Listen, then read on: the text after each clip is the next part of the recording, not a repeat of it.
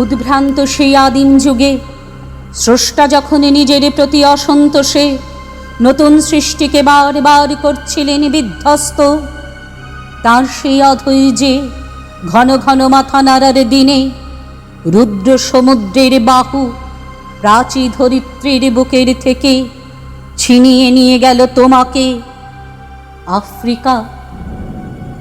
বাঁধলে তোমাকে বনস্পতির নিবিড় পাহারায়, কৃপণ আলোর অন্তঃপুরে, সেখানে নিভৃত অবকাশে তুমি সংগ্রহ করছিলে দুর্গমের রহস্য, চিনেছিলে জল স্থল আকাশের দুর্বোধ সংকেত।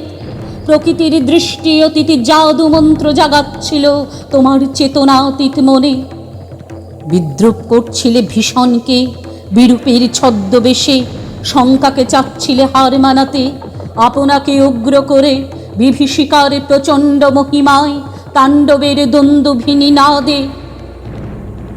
হায় ছায়াবৃতা, কালো ঘোমটার নিচে অপরিচিত ছিল তোমার মানব রূপ। উপেক্ষার আবিল দৃষ্টিতে এলোর আলোহার হাত করে নিয়ে নখ যাদের তীক্ষ্ণ তোমার নেক্রের চেয়ে এলো মানুষ ধরার দল। গর্বে যারা অন্ধ তোমার সূর্যহারা অরণ্যের চেয়ে সভ্যের বর্বর লোভ নগ্ন করলো আপন নির্লজ্জ অমানুষতা। তোমার ভাষাহীন ক্রন্দনে বাষ্পাকুল অরণ্য পথে পঙ্কিল হলো ধুলি, তোমার রক্তে অশ্রুতে মিশে দস্যু পায়ের কাঁটামারা জুতোর তলায় বিভৎস কাদার পিণ্ড চিরচিহ্ন দিয়ে গেল তোমার অপমানিত ইতিহাসে। সমুদ্র পারে সেই মুহূর্তেই তাদের পাড়ায় পাড়ায় মন্দিরে বাজছিল পূজার ঘণ্টা।